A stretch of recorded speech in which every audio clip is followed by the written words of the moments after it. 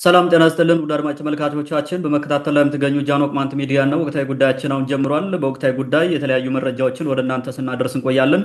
በዛሬው ወቅታዊ ጉዳያችን በላይ አርማጮ ወረዳ ጋባሮቢት ቀጠና የተካሄደ አንድ ውጊያ አለ። ያ ውጊያ ምንን ባስመለከተ ነው፣ እነማን ናቸው ሲያን ውጊያ ያደረጉት የሚለውን እናነሳለን። ሌላው በጭልጋ ወረዳ እየተሰጠ ያለ የአመራር ስልጠና አለ።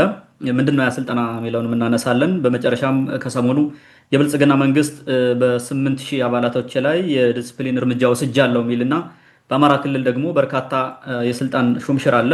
እሱን በተመለከተ መረጃዎችን ወደ እናንተ የምናደርስ ይሆናል። በድጋሚ አብራችሁ እንድትቆዩ የአክብሮት ግብዣችን ነው። በመጀመሪያ የምናነሳው በላይ አርማጭሆ ወረዳ ጋባሮቢት ቀጠና የተካሄደውን ውጊያ ይሆናል ማለት ነው። ውጊያው ምንድን ነው? እነማን ናቸው ውጊያ ሲያደረጉት? ችግሩንስ በሰላማዊ መንገድ መፍታት አይቻልም ወይ? ከዚህ ድረስ ምን አስኬደው የሚል ነገር ማንሳት ያለብን ይመስለኛል። ዘንድሮ ወደ አንተ ልምጣና ምንድን ነው የተካሄደው በጋባሮቢት ቀጠና? ከብዙ አቅጣጫ የተዋጉት አካላት የመንግስትና አካባቢውን ደግሞ በራሳቸው ተደራጅተው የሚጠብቁ ናቸው የሚል አለ። በአንድ በኩል ደግሞ አይ የካራ ቡድን ነው የሚልም አለ። በሌላ በኩል ደግሞ የካራ ቡድንን አጥፍተው አካባቢውን ሰላም አድርገው ሲጠብቁ የነበሩ ልጆች ናቸው የሚልም አለ። ለተመልካቾቻችን ሁሉንም ግልጽ ለማድረግ ያክል ምንድን ነው የሆነው ነገር የሚለውን ወደ አንተ ልምጣ። መልካም እንግዲህ በጋባሮቢት ቀጠና የተካሄደው ውጊያ በመንግስት ታጣቂ በዛ አካባቢ የሚንቀሳቀሱ የተደራጁ ወጣቶችን እነታለን ነው። ሁለት መንግስት አያስፈልግም የሚል ነው። እንግዲህ አሁን ሁለት መንግስት የትኛዋ መንግስት ሌላ ሁለተኛ እንደሆነ ባይታወቅም የወረዳው ታጣቂ የማዕከላዊ ጎንደር ታጣቂ በጋራ ሆኖ ነው እሱኛውን እንትን ውጊያ የከፈቱት ማለት ነው። እንግዲህ ከዚህ በፊት በጋባ ቀጠና የተሰማራ የካራ ቡድን የሚባል ነበረ። እስከ በጋምዬ ድረስ የሚደርስ ነው። ብዙ ችግሮች ሲፈጥረው የነበረ አካባቢውም ሲያምሱ የነበሩ ብዙ ወንጀሎችም ሲፈጽሙ የነበሩ ታጣቂዎች ነበሩ። በካራ ቡድን የጭልጋም ካድሪ ምናምን እናበራ ለማየውም እንትን አድርገው አደራጅተው ስምሪት ሰጥተው በየገጠሩ እንትን አድርገው የቅማንትን ጥያቄ በጠንካራነት ይዘው አለቅም ይላሉ። በቀላሉ እኛ እጃቸውን መጠምዘዝ አንችልም የሚሏቸውን አካባቢዎች ሲያስጠቁ ቆይተዋል ማለት ነው። ሰው እየመረጡ የሚገደል እንዲገድሉ፣ የሚዘረፈው እንዲዘረፍ እየታገተ ምናምን ሲደረግ የነበረ ነው። በዚህ ጊዜ አንድም የመንግስት ታጣቂ መጥቶ አካባቢውን ሰላም ላደርግ ነኝ በሚል ከካራ ቡድን ጋር ያደረገው ውጊያ የለም። ምንም የፈጸመው ነገር የለም። ስለዚህ ከቅርብ ጊዜ ወዲህ በጭልጋ አካባቢ ይመስለኛል ኩሻይና ላይ እንደተጀመረው እንዲህ አይነት በጣም ወሮ በላን ገበሬው ራሱ ተጋጥሞ እርምጃ መውሰድ ጀምሯል። እስከ መማረክ ምናምን የደረሰ ማለት ነው። እንግዲህ ያን ተከትሎ ካድሪው ተበሳጭቷል። ለምን የካራ ቡድኑ እንደዚህ ተደረገብኝ የሚል ማለት ነው። እነዚህ ልጆች አሁን ትላንት በጋባ ቀጠና የነበረው በተለይ ደግሞ ይሄ ዘራጌ አካባቢ ነው ማነው ሰኞ ገበያ በሚባለው አካባቢ ነበረ ውጊያ የነበረው። ስለዚህ እዛ አካባቢ ያሉ ልጆች በቀጠናው የሚንቀሳቀሰውን የካራ ቡድን ከህብረተሰቡ ጋር ሆነው መክረው የሚስተካከለውን እንዲስተካከል የኃይል እርምጃ የሚወሰድበትን የኃይል እርምጃ እየወሰዱ እንትን እንዲያደርግ አካባቢው ሰላም እንዲሆን አድርገው ህብረተሰቡ እፎይ ብሎ መቀጠል ጀምሮ ነበረ። ይሄ ሰላማቸው ነሳቸው። ምክንያቱም ህብረተሰቡ እንዲበጠብጡ ያሰማሩት ሽፍታ ወሮበላ ቡድን ኦልሬዲ አንዳንዶቹ ራሳቸውን እንትን አድርገው አሳምነው ከልጆቹ ጋር ተቀላቅለው አካባቢያቸውን በመጠበቅ ላይ ብቻ እንዲሰማሩ፣ ወንጀል እንዳይሰሩ፣ እንዲህ አይነት ነገር እንዳይሆን እንዲጠረነፉ ማለት ነው። አንዳንዱ ደግሞ እርምጃ ተወስዶበት ሲጠፉ ይሄ በጣም አስቸጋሪ ሁኔታ ማለት ተደፋፈርን ማለት ተደፈርን ያቀድነው ስትራቴጂ ግብ አልመታም በሚል ነው እንግዲህ የውጊያ የሚባለው ነገር የእርምጃ የተወሰደው በጋባ ቀጠና ትናንትና ማለት ነው። እንግዲህ የወረዳውም ሆኑ የዞኑ ባለስልጣናት ጸረ ሰላምና ጸረ ህዝብ ወሮ በላዎች እንዳይሞቱባቸው ነው የፈለጉት። እነሱ ላይ እርምጃ ስለተወሰደ ነው እየፈረሰ ስለሆነ ይሄ መጥፎ ነው። ይሄ ጥሬ ካደረ አይቆረጠምም ነው። ምክንያቱም እነሱ ህብረተሰቡን በተለያየ መንገድ ማፈን ማሰቃየት ነበር ያሰቡት። ያን አልሆን ብሏል። ስለዚህ የግዴታ ከሰላም ጋር መጣላት ስላለባቸው አካባቢውን መበጥበጥ ስላለባቸው ስርዓት አልበኝነት መንገድ ስላለበት በዛ ምክንያት ነው እንግዲህ ከቅርብ ጊዜ ወዲህ የብልጽግና መንግስት በተለይ ደግሞ ካድሬዎቹ የጎንደር ማዕከላዊ ጎንደርና የላይ አርማጭሆ በጋባ አካባቢ ተደራጅተው ራሳቸውንና ህብረተሰቡን አካባቢያቸውን የሚጠብቁ ወጣቶችን ወደ ቀጠናው ገብተው ያደረጉትን መረጋጋት ምናምን ስላዩ ይሄማ ሌላ መንግስትነት ነው፣ ትክክል አይደለም በሚል ጦር አዝምተዋል ማለት ነው። ምንድነው ያደረጉት? ከትላንት ወዲያ ነው ትላንት ነው ውጊያ የተካሄደው። ከትላንት ወዲያ የታጠቀ እስከ አፍንጫ ያጠጠቀ ታጣቂ መትሬስ ምናምን ስናይፐር የያዘ ወደ ምድራር ወስደው ትምህርት ቤቱ ላይ አሰፈሩ። ከዛ በኋላ በትላንት ጧት ረፋድ ከባቢ ውጊያ ልንጀምር ነው እንመታለን ይህን ታጣቂ የሚል ነገር እንትን ሲያደርጉ ህብረተሰቡ ወጥቶ ይሄ ትክክል አይደለም፣ ያልሆነ ደም መፋሳስ ነው፣ ልጆቹ ያደረጉት ነገር የለም፣ ምንም እንትን ያደረም ሌባን ምናምን ነው የተቆጣጠሩት፣ እኛ ጋር ያመጡት ነገር የለም፣ የመንግስት እንትንም ወደዚህ መጥቶ ገብቶ የፈለገውን ሰርቶ መሄድ ይችላል፣ የሚነኩት ነገር የለም፣ የመንግስት ስራ አላደናቀፈውም የሚል ነገር ነው ህብረተሰቡ ያነሳው። እነሱ ግን በፍጹም ብሎ እንዲያውም ህብረተሰቡ ለምን እንደዛ ትላላችሁ ተብሎ ወደ እነሱ አፈሙዝ ሁሉ አዞሩባቸው። ህዝቡ ተስፋ ቆርጦ ተወ፣ ውጊያውን ጀመሩት ማለት ነው። ውጊያ ትላንትና ረፋድ እንግዲህ በደንብ ተጠናክሮ ነው የቀጠለ። ያው ጠንካራ ውጊያ ነበረ ብለዋል። እንግዲህ ትላንት ረፋድ ላይ በጣም ጠንካራ የሆነ ውጊያ ነው ያሉ የነገሩት ሰዎች። እስካሁን የደረሰው ጉዳት በትክክል አይታወቅም። ከታጋዮች በኩል አንድ እየተሰዋለ አንድ ቆስሏል የሚል መረጃ አለ። በዚህኛው በኩል ምን ያክል ሰው ይቁሰል አይቁሰል ይገደል አይገደል የሚታወቅ ነገር የለም። ያው ውጊያ ስለነበረ በሁለቱም በኩል ጉዳት ይኖራል። ይሄ ምንም ጥርጥር የለውም። ሌላው እንግዲህ በውጊያው መንደር ከባቢ ስለሆነ የሲቪሊያን መኖሪያው መንደር ከባቢ ስለሆነ ውጊያው ህብረተሰቡ ላይ ምን ያክል ውድመት አድርሷል፣ የንብረት ውድመት፣ የሰው ህይወት ውድመት ወይ የአካል መጉደል ምን አድርሷል የሚለውም ስቲል እስካሁን የታወቀ ነገር የለም። በላይ አርማጭሆ ታጣቂዎች ናቸው ተደራጅተው ውጊያውን የከፈቱት። በኋላ ነገርየው ሲጠነክር ሌላ ኃይል ከኋላ እንዲመጣ ተደርጓል። ወረዳውም ራሱ ኃይል ጨምሮ መሳሪያ ጨምሮ ልኳል። ማዕከላዊ ጎንደር የሚባለው ደግሞ እንትን የሚባል ልኳል። ይሄ አድማ ብተና የሚባል መከላከያው በዚህ ጉዳይ አልተሳተፈም፣ ኒውትራል ነው። ይሄ ነገር እንዲያውም ተውት፣ ይሄ ነገር ጥሩ አይደለም የሚል ነገር ተናግሯል ይባላል። መከላከያው አልተሳተፈም፣ እዛ አካባቢ ሂዶ ማለት ነው። በጉዳይ አልተሳተፈም። ያለ አግባብ እንደሆነም ያውቃሉ። ስራ የሚሰሩ ስራ ትክክል እንዳልሆነም ያውቃል መከላከያው። ለማስቆም ተውት ብሏቸው ነበር፣ አልተውም። በቃ ኦልሬዲ እነዛ ሂደዋል። እንግዲህ በኋላ ግን የዞኑ አድማ ብተና ገብቷል። ሲገባ ግን ልጆቹ ሂደው ነበር፣ ኦልሬዲ ለቀውታል አካባቢውን። ሞር የበለጠ ነገር በመጣ ቁጥር ህብረተሰቡ ላይ ነው ጉዳት የሚደርሰው። ስለዚህ ያላቸው አማራጭ አካባቢውን ለቀው መሄድ ነው። ለቀው ሂደው ነበረ። የአድማ ብተና መጥቶ እነሱ የነበሩበት ሲዋጉበት የነበረበት ቦታ በዲሽቃ እና በመትሬስ ሲደበድብ እንዳመሸ ነግረውናል። ለዛ የመረጃ ምንጮቻችን ማለት ነው። ይሄ ነው የሆነው። የጥቃቱ መሰረታዊ ዓላማ ምንድን ነው የሚለውን ከላይ በመግቢያን ለማንሳት እንደሞከርኩት ህዝቡን ሰላም መንሳት ነው፣ ሰላም ማሳጣት ነው። ህብረተሰቡ ሰላም ማጣት አለበት። በፍጹም ቅማንት ሰላም ካገኘ ጥያቄ እያለ መከራ ይጥለናል ነው።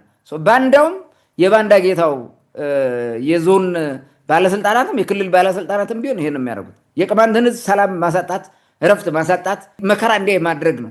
ይሄ ዋና ተግባራቸው ነው። የቅማንትን ጥያቄ ለማደናቀፍ ብሎ የሚሰሩት ማለት ነው። እስከምን ይዘልቃሉ? በዛ ጉዳይ ውጤታማ ይሆናሉ የሚለው ሌላ ጉዳይ ነው፣ እናየዋለን። የቅማንት ህዝብ ሰላም መተንፈስ የለበትም። ከተነፈሰ ያው አሁን እንዳልኩት አይነት ነገር ይመጣል ነው። ባንዳው የሚሰጋው ደግሞ የህዝቡ ሰላም ነው። ህዝቡ ሰላም ሲሆን ያሰጓል ባንዳው።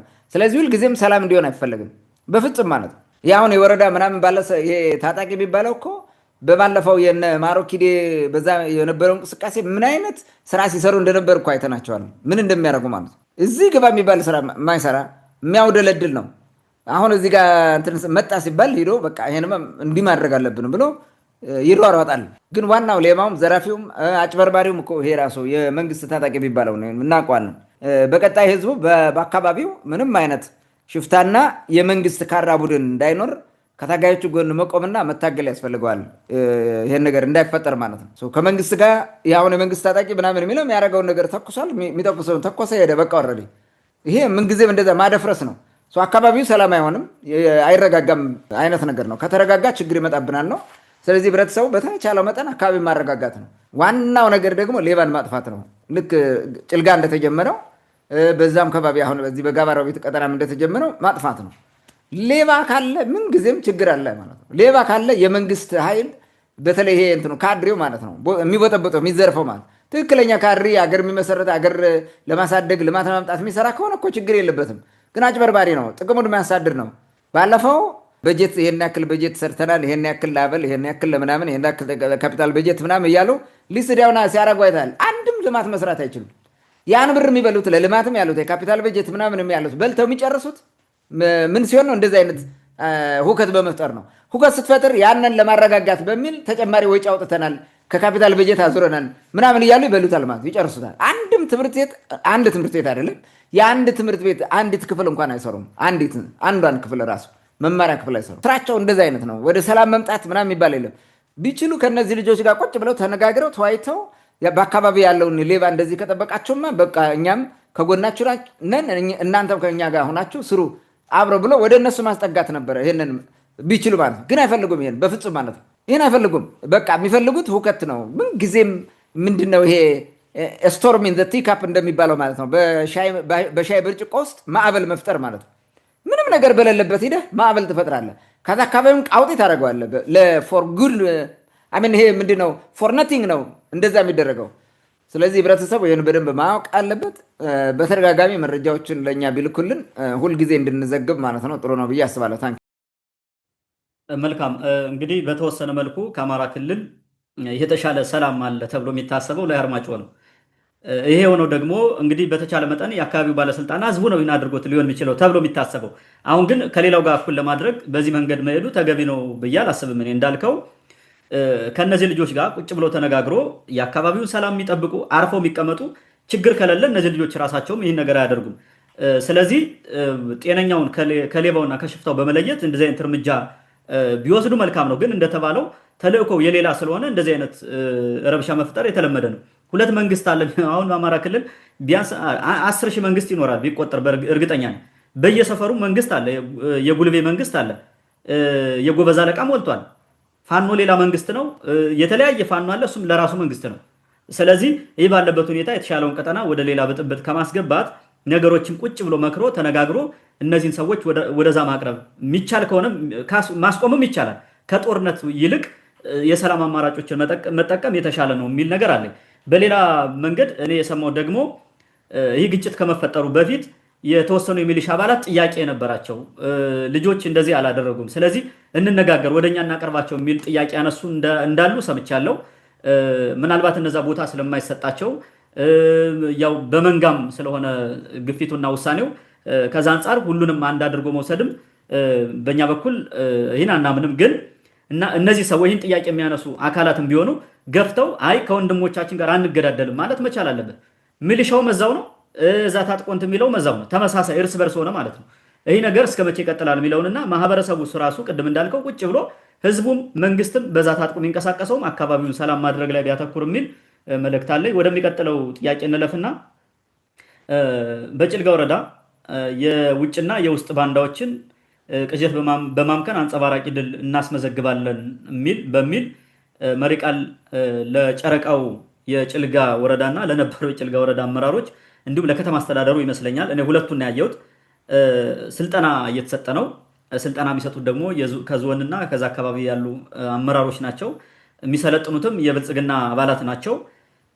አንዳንዴም ፉከራ የሚመስል ነገር አለው እና ስልጠናው አለ፣ እየተሰጠ ነው ስልጠናው። እንደሚታወቀው ስልጠና የማይሰጥበት ጊዜ የለም እዛ አካባቢ። በዋናነት ማንሳት የምፈልገው ምንድነው እኛ የውስጥና የውጭ ባንዳዎች የሚሏቸው እነማንን ነው? ይሄ ነገር በተደጋጋሚ ይነሳል። በነገራችን ላይ በተለይ ፋኖ ጦርነት ከጀመረ ጊዜ ጀምሮ መስከረም አጋማሽ የውስጥ ባንዳ የውጭ ባንዳ ምናምን ይላሉ እና ወይ በስም አይጠቅሱም። መታገል ካለብን እኛ አስፈላጊ ከሆነ የውጭ ባንዳ ማን ነው ኢትዮጵያ ሊያጠቃ የመጣ ከሆነ እሱን ለመከላከልም ከሆነ እሺ፣ ግን ስም በግልጽ የማይናገሩ እንደገና ሁሌ የሚሰጠው ስልጠና መቼ ነው ወደ ተግባር የሚቀየረው? እንደዚህ እያለ ተንጠልጥሎ የሚቀጥለው እስከ መቼ ነው የሚል ጥያቄ ወደ አንተ ላምጣ። የላይ አርማጭሆን ሚሊሻ በተመለከተ ሚሊሻው ታዞ ነው የሚሰራው። እኔ የሚያቀረብኩት የወረዳ ባለስልጣን እና ባንዳዎቹ እና በራ ለማየው ቡድን ያለው እና ማዕከላዊ ጎንደር ዞን የሚባለው ባለስልጣን ነው የሚሰራው። ሚያዛቸው እነዚህ ናቸው። የፈለገ እምቢ ብትልም አይሆንልም። ኦልሬዲ ገብተሃል፣ ስልጠና ወስደሃል፣ መሳሪያ ታጥቃል። የመንግስት ምንም ልታደርግ አትችልም። ሀሳብ ሊያቀርብ ይችላል። ማንም ሰው ሚሊሻው ምንም ሀሳብ ሊያቀርብ ይችላል። ወይ ደግሞ እንደ በቀደመው እንደ ጭልጋ እንትን ሚሊሻ ግን ትደሩ እና ጠብቁ ህዝብን ሲባል እኛ አቅማችን አይፈቅድም ነው እምቢ ብለው እንደመጡት ማለት እነዛ ፈርተው ነው። ይሄኛ በቃ ችግር የለም እንመታለን አይነት ነገር ብሎ በግድ ይዟቸው ይመጣል። ነከል ይመጣል ምናምን ብሎ ያመጣል። ምንም እንትን ልታደርጉ አትችልም። እዛ ጋር ሚሊሻው ምን መወሰን ይችላል? ምንም መወሰን አይችልም እኮ ማድረግ አይችልም። ታዞ ነው የሚሰራው፣ ታዛዥ ነው። ስለዚህ እዛ ጋር መታየት አለበት ሀሳቡ። ማንም እኮ መዋጋት የሚፈልግ የለም። ሚሊሻ በለው የፈለግከው በለው ውጊያ ፈልጎ መዋጋት የሚፈልግ የለም። ምክንያቱም ውጊያ በገባ ቁጥር ሞት አለ፣ መቁሰል አለ። ይሄ እንትን 3 ፕሮባቢሊቲ ይዘህ ነው የምትሄደው። አይዘር ትቆስላለህ ወይ ትሞታለህ ወይ በሳትሞት ምንም ነገር ሳትሆን ትወጣለህ። እነዚህ ግዴታ ናቸው። ስለዚህ 1/3 ድል ይዞ ነው የሚዋጋው ሲዋጋ ለመውጣት ማለት ነው። ማንም ውጊያን አይፈልግም፣ ማንም ቢሆን ማለት ነው። ውጊያ የሚፈልግ የለም። አማራጭ ግዴታ ሆኖብህ ነው የምትዋጋው። ሲመጣብህ ምርጫ ስታጣ ነው የምትዋጋው። ስለዚህ ተዋጊው ኃይል ራሱ የሚወስንበት ነገር የለም። ማንም የኢትዮጵያ መከላከያ ሰራዊት ከማን ጋር ትዋጋለህ? ሜንቢ አገር ሲወረድ ውጊያ ግዴታ ነው፣ ማንም ዜጋ ግዴታ ነው። ከዛ ውጭ ባለው ውጊያ መዋጋት አይፈልግም። የእርስ በርስ ውጊያ አያስፈልግም፣ ማንም አይፈልግም። ከዛ አንጻር ነው ማየት ያለብን። የጭልጋውን በተመለከተ የጭልጋ አውደልዳይ ካድሬዎች ናቸው። ማውደልድል ነው ስራቸው። እንግዲህ የተለመደ ፉከራና ማስፈራሪያ ነው። የውጭና የውስጥ ካድሬዎችን እንትን ይሄ ምንድነው ባንዳዎችን ቅዠት በማምከን ይሄ እንግዲህ ብልጽግናዊው እንትን ነው፣ ስብከት ነው። ብዙ ጊዜ እኔ አንዳንዴ የሚጽፏቸውን ይሄ መሪ ቃል ብለው የስብሰባ ወይም የስልጠና መሪ ቃል ብለው እንትን የሚሉት ግርም ይለኛል። እስካሁን ብዙዎችን አይተናቸዋል። በጣም የሚገራርሙ ነገሮች ይጽፋሉ። ስልጠናው ግን እስከዛ አይሄድም። በቃ እንትኑን ነው ሚዲያ ላይ ለመለጠፍ ምናምን ያን መፈክሩ ማለት ነው። ከዛ በኋላ የለም፣ ምንም ነገር የለም። የመፈክሩን ግማሽ አይደለም 1/10 እንኳን አይሰሩም። ምንም ነገር የሚያመጡት ነገር የለም። ይሄ ሁልጊዜ የተለመደ ነው። በዚህ መፈክር ላይ ነው እንግዲህ የተንጠለጠለ ስልጠና ለጠቅላላው አመራር ነው እየሰጠን ያለ ነው ብለዋል። ምንድን ነው ይሄ የሚያቀርቡት? የጭልጋ ወረዳ ማን ነው ይሄ? ማን ኃይለማርያም ነው የሚባለው? ኃይለማርያም ማን ነው? ማን ኃይለማርያም የሚባል ልጅ ኃይለማርያም ምናምን የሚባል ሰው እሱ ነው እያነበበ ወረቀቱ የሚያቀርበው ማለት ነው። ጽፎ ያዘጋጁትን ሰነድ ያቀርባሉ። መድረክ ላይ ያሉት ደግሞ እነማን ናቸው? ሙሉጌታ ነጋቴ የሚባል እና ገድፍ ጌትነት የሚባል የማዕከላዊ ጎንደር ዞን ባለስልጣናት ማለት ነው። የጽህፈት ቤት ኃላፊ የሆኑ ናቸው። ሰልጣኞቹ የጭልጋ ወረዳ የአዛናው አደባ ካድሬዎች ናቸው። እርሱም የሚያጦዛቸው ካድሬዎች ማለት ነው። የጫንድባው ሞፈር ጎተት የጨረቃ ወረዳ ደግሞ አለ። ካድሬዎቹ እንዲሁ ከአለቃቸው ጋር ሆነው፣ ሌላው የአይከል ከተማ የወርቅ ጎሼ ካድሬዎቹ ማለት ነው። እነዚህ ናቸው የተሰበሰቡት። ካድሪ የሚባለው አመራር የሚባለው በሙሉ ማለት ነው። ስልጠና የሚወስደው ይሄኛው ኃይል ነው ማለት ነው። በስልጠናው ብልጽግና ካድሬዎችን ቀጥቻቸዋለሁ፣ እርምጃ ወስጄባቸዋለሁ ያለበት አይነት እዛ ጋር የሚገናኝ አይነት ስልጠና ይመስላል። ግን ደግሞ በዋናነት ባለፈው ግንት ላይ ሄደው ተሰብስበው በመከላከያ ታጅበው ህብረተሰቡ የሰጣቸው መልስ አለ ለወረዳው ባለስልጣናት ማለት ነው። ለእነ ኃይለማርያም እና ለዛኛው ማን ነው የሚባለው ለአዛናው አደባ የሰጠው አለ ህዝቡ ማለት ነው። ያቀረበው አለ ጠንካራ አቋም ያለው ማለት ነው። እሱ አስፈርቷቸዋል። ስለዚህ የግዴታ የዛን አካባቢ ህዝብ ለማድረቅ ለመጨኮን አሁንም መሰራት ያለበት አይነት ስራ አለ ነው። ያን ለማድረግ የበለጠ ካድሪው በደንብ ሆኖ መዘጋጀት አለበት። ታጣቂዎችን ማዘጋጀት አለበት። የተጀመረው ሽፍታን የመንጠር ስራ ይቀጥላል ምናምን ነው፣ ሌላ ነገር የለም። ይሄን ለማድረግ ያቀዱ እንደሆነ እንትን ይደረጋል ማለት ነው። የሚገመተው እንደዛ ነው። ዝርዝር ነገር እንትን አላሉም እስካሁን። የሆነ ነገር ቀነጫጭበው ጽፈው ነው የለጠፉት። ዝም ብሎ ያው የሚሰበሰቡበት መፈክሩ ሌላ ነው፣ ውስጥ የሚነጋገሩት ሌላ ነው። አሻጥር ሴራ ነው። በብልጽግና ዘመን ስቲል እስካሁን ፊት ለፊት የመጣ ቦልድሊ የሚቀርብ ለህዝብ በዛ ልክ የሚሰራ ስራ የተናናቀ ብዙ ይወራል መድረክ ላይ፣ መሬት ላይ ምንም ነገር የለም። የሚያወሩት ስልጣን ላይ ተንጠልጥለው ለመዝለቅ ነው እንጂ ለመስራት አይደለም፣ ህዝብን ለማስደሰት አይደለም። ይህን በደንብ አድርገን ነው የምናውቀው። አዲስ አቅም ለመገንባት ያለመ አልነበረም ወይም አይደለም፣ ያለም አይደለም። ብልጽግና ከመጣበት 2010 ዓ.ም ጀምሮ ቅድም እንዳነሳሁት ስልጠና፣ ስብሰባ፣ ውይይት፣ ጦርነት፣ ውግዘት፣ ገሌመሌ፣ ጸሎት በሽ ነው። ይሄ ተለይተው አያውቁም። የተሻለ ነገር ግን መጥቶልን አያውቅም። እንዲሁም በቅርቡ የወጣ ሪፖርት ምንድን ነው? በኑሮ ውድነት ከአፍሪካ በኑሮ ውድነት ካሉ 10 ሀገራት ማለት ነው ኑሮ ውድነት አለባቸው ከተባሉት ሀገራት ቁንጮውን የያዘች ኢትዮጵያ ናት። በኑሮ ውድነት 43 ነጥብ ምናምን ኢንዴክስ አለው የኑሮ ውድነት አመልካች እንትን ማለት ነው። የሚገርም በዚህ ደረጃ ነው የከተተን። የተሻለ ኑሮ የነበራት ኢትዮጵያ ከሆነ በዘመነ ኢህአዴግ በኢኮኖሚ የተሻለ ህብረተሰቡ እንደፈለገ በልቶ እንደፈለገ ምናምን የሚኖር ነው ሰርቫይቭ አድርጎ ያኔ። አሁን እኮ ሰርቫይቭ ማድረግ አትችልም። የመንግስት ሰራተኛ ሆነ ራሱ እንደ ልብ መኖራት የማትችልበት ዘመን። ይሄ ሁሉ ቢደረግም የሚመጣው ለውጥ የለም ለማለት ነው ይህን ያነሳሁት። ወደ መከራ ወደ ማጥ ነው እየገባን ያለ ነው እንጂ የመጣልን ለውጥ የለም በየትኛውም ኤሪያ ማለት። አሁን የቅማንት አካባቢ ምናምን የሚለውን ተወው፣ ሌላውም አካባቢ የኢትዮጵያ ፓርት ሁሉም በዛ ደረጃ ነው የወረደው። የሚመጣ ለውጥ የለም ማለት ምንድን ነው? የሆነ ስራ እንዲሰሩ መሬት ላይ የሚተገበር ስራ እንዲሰሩ የሚያስችል ሲስተም የላቸውም ማለት ነው። ስርዓት የላቸውም ማለት ነው። ዝም ብሎ ነው የሚጦዘው። በቃ የሆነ ይሄ ሁሉ ካድሬ ተባረረ የሚለው በኋላ መጣበታለሁ። ከዚህ ጋር የሚያያዝ ጉዳይ እኮ ነው። ስለዚህ ምንም የሚያመጡት ለውጥ የለም። ሰለጠነ አልሰለጠነ፣ ተወያየ አልተወያየ፣ ምንም የሚያመጡት የለም። እስከ ዛሬ ጭልጋ በየሳምንቱ 2 ጊዜ 3 ጊዜ 4 ጊዜ ስብሰባ ተለይቶ ያውቃል? በካድሪ በምን ሁልጊዜ ስብሰባ ነው። ይሄ ስብሰባ ተከትሎ ሲመጣው አበል ነው፣ ሌላ ነገር የለም። ምንም የሚያመጡት ነገር የለም። ማለት ይጮሃሉ፣ ከዛ በኋላ ምንም ነገር የለም። ስብሰባ ብለው ሁልጊዜ የወረዳ ኮሚኒኬሽን እንትናቸው ፌስቡክ ገጻቸው የዞኑ የምናምኑ የክልሉ ባዶውን እንዳይሆን ማውራት ስላለባቸው ማለት ኮንቴንት ክሬት ማድረግ አለባቸው። ኮንቴንት አትበለው ግን ፖስት የሚደረግ መሆን አለበት። ኮንቴንት የለውም ሲጀመር ፖስት ማድረግ ግድ ስለሆነባቸው የግዴታ ስብሰባ መሰብሰብ አለባቸው። ከዛ ያለፈ ሌላ ነገር የለም። ከዚህ ከወጡ ደግሞ ገበሬ ያረሰውን መሬት ሄደው ፎቶ ይነሳሉ። የዚህ ከባቢ አሁናዊ ወቅት ይሄን አደረግን ምናምን ይላሉ። እምቢ ካለ ደግሞ ድንች እየላጡ እየበሉ ምናምን ተሰብስበው ፎቶ ምናምን ወይ ከጠረጴዛ ላይ ትልቅ ድንች ከምረው ይሄ በቃ በእኛ ካድሬነት ዘመን እንዲያደረግን ነው ብለው ያሳዩሃል። ምንም የተሻለ ነገር የሚያመጡት የለም። ይሄን ማየት እንችላለን። ጥያቄው የውጭና የውስጥ ባንዳዎች እነማን ናቸው? ምን ማለት ነው የውጭ ባንዳ? የውጭ ባንዳ አለ እንዴ? የውጭ ባንዳ የሚለው እኮ ትርጉም የለውም። ባንዳ ምን ጊዜም ውስጣዊ ነው፣ የራስህ ነው። የውጭ ባንዳ የሚሉት ምን እንደሆነ አልገባኝም። የውጭና የውስጥ ባንዳ ማለት ዝም ብለው ከበዘራ ነገር እንደሚያወሩ በዚህ መረዳት እንችላለን። ማይሆን ነገር አንስተው እንደሚቀባጥሩ ማለት ነው። ከዚህ በፊትም በተደጋጋሚ አንስተናል። የውጭና የውስጥ ባንዳ የሚለው ነገር ግራም ያጋባ ነው። ምንድን ነው ደግሞ? ቆይ ከነሱ ብሶ ማን ነው ባንዳ? አሁን ከነ አዛናው አደባ ከነ ወርቁ ጎሼና ከሌሎች እነሱ ጋር የሚሰሩት ካድሬዎች ያለፈ ባንዳ ማን ነው ባንዳ? እነዚህ ናቸው የራሳቸውን ህዝብ አሳልፈው ሰጥተው ህዝባቸውን እየገደሉ እያስገደሉ ፍዳውን እያስቆጠሩ ያሉት እነዚህ ናቸው። አሳልፈው ሰጥተው የቅማንት ጥያቄ እንዳይመለስ ትልቅ ስራ እየሰሩ ያሉት እነዚህ ናቸው። ኮሚቴው ተጠራርጎ ታስሮ ፍዳውን እየቆጠረ ያለ በእነዚህ እኮ ነው፣ በእነዚህ ማለት ነው። አሁን እነዚህ የውጭና የውስጥ ባንዳ ብለው የሚናገሩት ምኑን ነው? ሜቢ የውጭ የሚሉት ከውጭ ሆኖ እኛን አታክ የሚያደርገን አለ ምናምን ከሆነ እንግዲህ እሱን እግዚአብሔር ይወቀው። እንደዛ ከሆነ ማን ነው ውጭ ሆኖ ያለው እንደዛ የሚያደርጋቸው? የውጭ ባንዳ መቼም ኦኬ በሀገር ደረጃ ያለውን ሁኔታ ነው እንደዚህ የተወያየ ነው ካሉ ምንድን ነው የውጭ ባንዳ የሚባለው? ውጭ ሆኖ በትውልድ ኢትዮጵያዊ የሆኑ ዜግነታቸው ሌላ የሆኑ ባንዳ ልትላቸው አትችልም። ምንም እንትን ልታደርገው አትችልም። ማን ነው የውጭ ባንዳ? የውጭ ባንዳ የሚባለው ግራ የገባውን ነገር ነው። የሀገር ውስጥ ባንዳ ደግሞ ምንድን ነው? አሁን ማን ነው የሀገር ውስጥ ባንዳ? ምን በመስራት ሂደት ነው ባንዳ የሆነባቸው? ምን የትኛውን ልማት እየሰሩ አደናቅፋቸው ነው ወይስ እንደሚባለው አሰብን ለማምጣት ተብሎ ከውጭ ያደናቀፋቸዋለን? አሰብን ማምጣት ይችላሉ፣ በፈለጉት መንገድ ያምጡት። ዊ ዶንት ኬር ቢያመጡት ማለት ነው። ያ አሰብ ያላግባብ ሄዷል። ያላግባብ ስለሄደ መመለስ አለበት የሚል አለኝ። ግን እነሱ በሚያስቡበት መንገድ አይደለም፣ በስርዓት መምጣት ይችላል።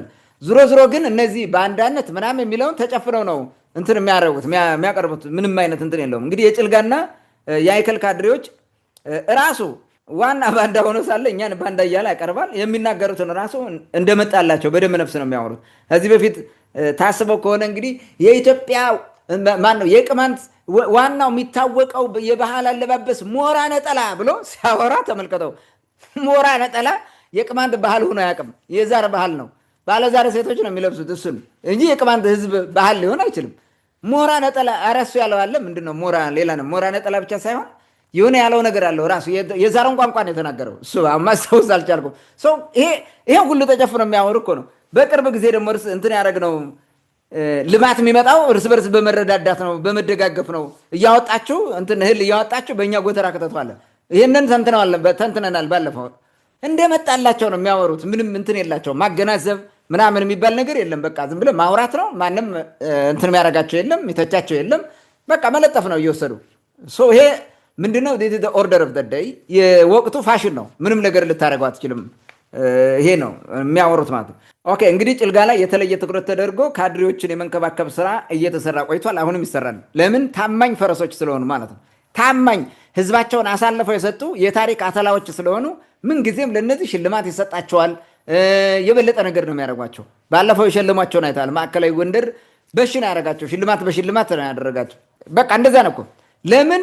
ታማኝ ናቸው። ከነዚህ በላይ ታማኝ የለም። አሁን አማራ ክልል ውስጥ በገባው ቀውስ ውስጥ ትልቅ ችግር ይፈጠርብናል፣ የሆነ ነገር ይሆንብናል ብለው የሚሰጉት የነበረው የቅማንት ምድር ነው። እሱ ሳይሆንላቸው ቀረ። ግን እናደባ እንደዛ አድርገውት አይደለም። ቅማንት ሰላማዊ ስለሆነ ነው። ሰላማዊ ስለሆነ በዛ ወቅት ሲጨፈጭፉት፣ ሲያደሙት፣ ሲገሉት የነበሩትን ለመበቀል ራሱን አደራጅቶ ብዙ እርምጃ መውሰድ ይችል ነበረ በዚህ ጊዜ ማለት ነው። ያን ማድረግ አልፈለገም የቅማንት ህዝብ፣ ቅመኛም ስላልሆነ ማለት ነው። በራሳቸው ተንኮል ልክ ስላሰቡት ይሄ ሳይሆን ቀረ።